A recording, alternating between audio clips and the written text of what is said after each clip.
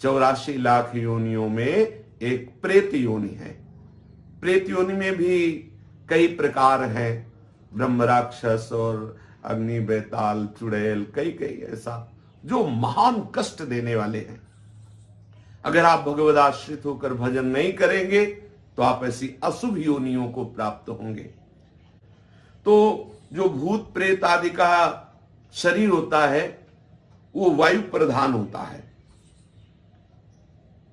ये मनुष्य शरीर में किसी भी द्वार से प्रवेश कर सकते हैं, आंख से, कान से, त्वचा से, किसी भी द्वार से प्रवेश कर जाते हैं और ये प्रवेश करके मनुष्य को बहुत क्लेश देते हैं।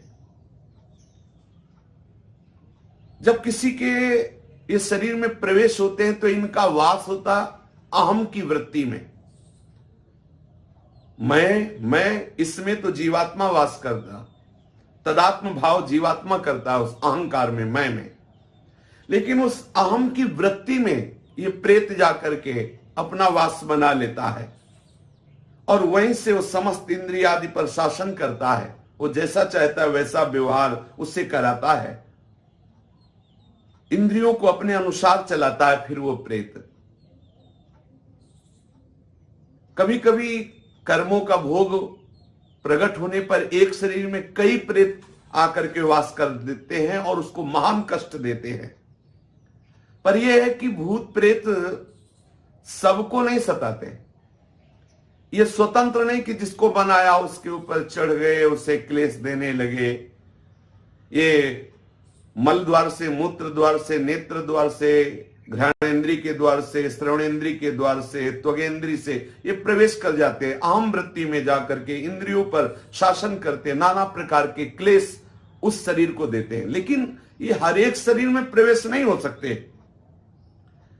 इनके ऊपर शासन है, मनमानी नहीं कर सकते। भगवान भूतेश्वर के शासन में संपूर्ण सृष्टि के भूत रहते हैं और जब किसी जीव का वैसा कर्म बिगड़ जाता है तो उसको दंड देने के लिए वो छूट दे देते हैं, तो वो प्रेत उसके ऊपर चढ़ जाता है, उसको वैसी ही बुद्धि दे दी जाती है। बुरी दशा आने के पहले बुद्धि बदली जाती है। वो जाएगा, पीपल के नीचे पेशाब कर देगा, श्मशान में ऐसे समय में जाएगा, संध्या काल, मध्याह्न काल, मध्य रात्रि, या संयोगवशात कर्म के अधीन होकर के वो प्रेत उसके सामने आएगा, वो उसे बोल देगा, कोई ऐसी घटना घटेगी, वो अपवित्र होगा, वो उसके शरीर में चढ़कर उसे क्लेश प्रदान करेगा। पर एक पक्का समझ लीजिए, कोई भी प्रेत स्वतंत्र नहीं है कि जब वो जिसको चाहे सता दे, ऐसा नहीं है। आपका जब कर्म बिगड़ेगा, आप अपवित्र होंगे और ऊपर से भूतेश्वर का इशारा होगा, तब वो भूत आकर के आपको दंड देगा। ऐसे स्वतंत्र योनि नहीं तो फिर क्या है, जब जिसको चाहे वो परेशान करे, किसी के शरीर में जाकर के खूब खाए पिए और तो बड़े आनंद का विषय, फिर उसको दंड का। भूत योनि में जो जीव जाता है जलता रहता है।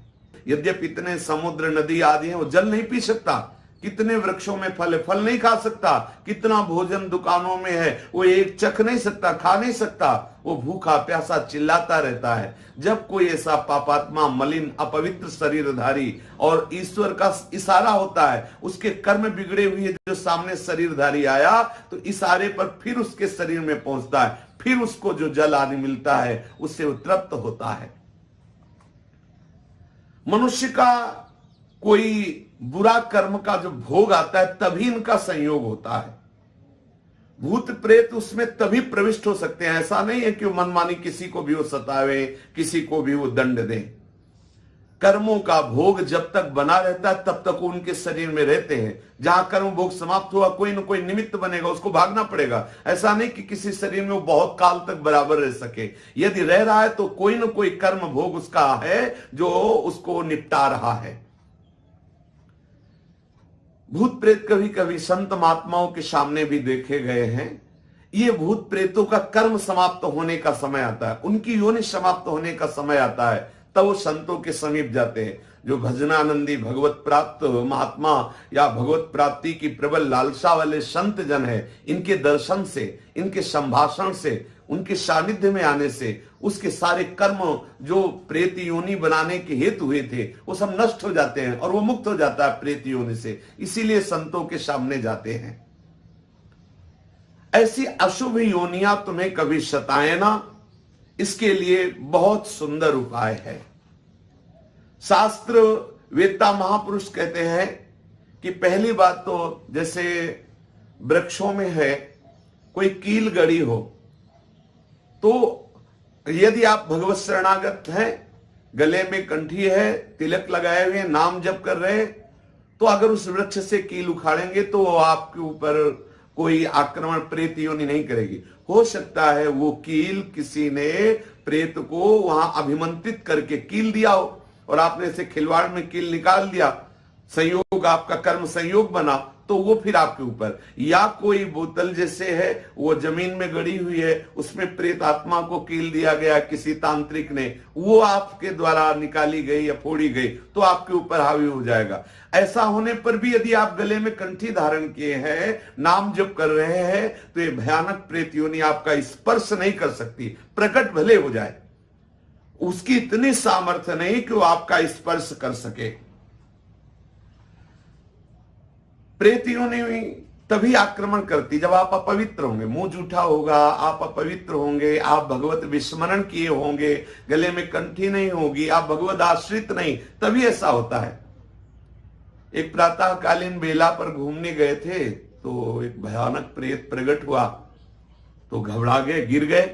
प्रेत ने उनका स्पर्श नहीं किया, थोड़ी देर खड़ा रहा, वो उनसे कुछ बोले नहीं और चल पड़े। प्रेत ने रोका भी नहीं, क्योंकि उनके गले में वो आकर के फिर संतों से मिले, बातचीत की कैसा, तो वो कोई भय प्रदान नहीं किया, अपने आप भय करके गिर गए, उसने स्पर्श भी नहीं किया, उसकी हिम्मत भी नहीं थी बोल दे। उन संतों ने बताया कि गले में तुम कंठी पहने थे, कुछ नियम भजन का करते थे, इसलिए किसी की ताकत नहीं कि तुम्हें छू सके।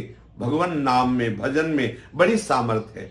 यदि किसी को ऐसा लग रहा हो कि उसे प्रेत बाधा सता रही है, प्रेत बाधा क्लेश दे रही है किसी को भी, तो एक बहुत सहज उपाय है, हमारे शास्त्रवेत्ता महापुरुषों ने वर्णन किया है। यदि हम भगवत चरणारविंद का आश्रय ले लें और ये वचन बिल्कुल पक्के विश्वास पूर्वक मान लें, बोले यश्च भागवतम शास्त्रम वाचैदर्थतो निशम जन्म कोटि कृतम पापम नश्यते नात्र संशयः। यदि श्रीमद् भागवत महापुराण का उसको श्रवण कराया जाए, अगर आप संस्कृत का ज्ञान रखते हैं तो अच्छा, नहीं तो किसी विद्वान के द्वारा पक्का समझ लो, वो निश्चित प्रेत का भी उद्धार हो जाएगा और जिसके शरीर पे प्रेत आया होगा वो प्रेत बाधा से मुक्त हो जाएगा। करोड़ों जन्मों के पापों का नाश, ये वाङ्मय स्वरूप श्री कृष्ण का है। यश्च भागवतम शास्त्रम वाचयेदर्थतो निशम जन्म कोटि कृतम पापम नश्यते नात्र संशया। अर्थ सहित श्रीमद् भागवत का श्रवण या कथन करने से करोड़ों जन्मों के पाप नष्ट हो जाते हैं और निश्चित निश्चित उस प्रेत का भी उद्धार हो जाएगा और जिसके ऊपर प्रेत आया है वो भी प्रेत बाधा से मुक्त हो जाएगा। देखो, धुंधकारी महान भयानक प्रेत जब गोकर्ण जी ने श्रीमद् भागवत कथा श्रवण कराई तो 7 दिनों में सूखे बांस की गांठ में वो बैठा हुआ था, वो गांठें फट गई और वो भगवत पार्षद होकर, कोई साधना नहीं हुई उससे, केवल श्रीमद् भागवत का श्रवण किया तो वो भगवत स्वरूप होकर दिव्य विमान पर बैठकर भगवत धाम को गया। महाभयानक प्रेत, बुरा आचरण करने वाला धुंधकारी। तो श्लोकार्धम श्लोक पादम वा पठेद भागवतम चयः नित्यम पुण्यमवाप्नोति राजसूयाश्वमेधयोः। जो पुरुष एक श्लोक याद कर ले भागवत का, मानो संस्कृत का ज्ञान नहीं है, तो एक श्लोक, कृष्णाय वासुदेवाय हरये परमात्मने प्रणत क्लेशनाशाय गोविंदाय नमो नमः, आधा श्लोक इतना ही बोल दे, कृष्णाय वासुदेवाय हरे परमात्मने। सामने आपके चाहे जितना भयानक प्रेत हो, टिकेगा नहीं। श्री कृष्ण का वाग्मय स्वरूप, महामंत्र स्वरूप श्रीमद् भागवत है। एक श्लोक, आधा श्लोक यदि आप उच्चारण करते हैं तो राजसूय अश्वमेध आदि यज्ञों का फल स्वाभाविक आपको प्राप्त हो जाता है। कोई भय आपके सामने टिक नहीं सकता, कोई बंधन आपको बांध नहीं सकता। आप उच्चारण करके तो देखिए, आप रट करके तो देखिए। बोले उक्तम भागवतम नित्यम कृतम च हरिचिंतनम तुलसी पोषणम चैव धेनु नाम सेवनम समम।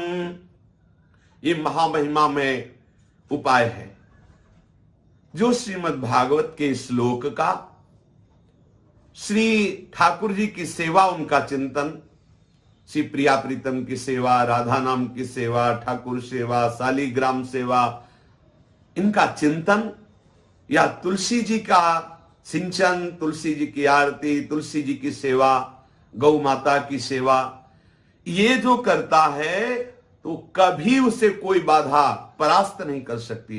प्रेत आदि तो स्पर्श ही नहीं कर सकते।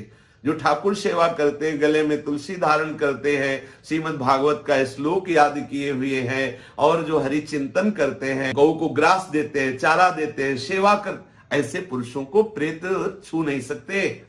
हाँ, अपना उद्धार कराने के लिए सामने प्रकट हो सकते हैं।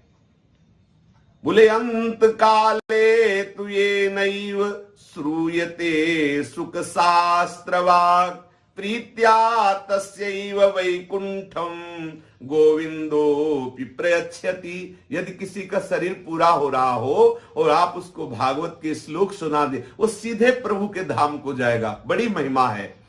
गोपाल सहस्त्र नाम, विष्णु सहस्त्र नाम, हनुमान चालीसा, श्रीमद् भागवत के श्लोक, भगवान नाम कीर्तन, ये महामहिमा में साधन है। कोई भी भूत प्रेत पिशाच ब्रह्म राक्षस ये आपका स्पर्श नहीं कर सकते यदि तुलसी धारण किए हो। गोपाल शास्त्र नाम याद है आपको, विष्णु शास्त्र नाम याद है आपको, श्रीमद् भागवत के कुछ श्लोक याद है आपको, तुलसी सेवा करते हैं, शालिग्राम सेवा करते हैं, ठाकुर सेवा करते हैं, हरिचरणामृत पीते हैं, गंगा जल पीते हैं, यमुना जल आचमन करते हैं, पवित्र रहते हैं, किसी की भी ताकत नहीं है।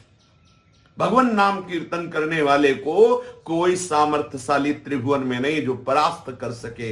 इसलिए जीवन का परम लाभ श्री हरि चरणों का आश्रय लेकर शरीर को पवित्र रखो, खूब भगवान नाम चिंतन करो, शास्त्र विहित कर्म करो, सबको सुख पहुंचाने की चेष्टा करो, तो ये जो दुर्गति है इससे बच जाओगे। ये जो महान क्लेश देने वाले घातक अशुभ विनायक हैं, इनसे आप बच जाओगे। भगवान नाम महामहिमा में गरज रहा है, खूब नाम कीर्तन करो, प्रभु के आश्रित रहो, यही जीवन का परम आनंद है। श्री राधा वल्लभ लाल की जय।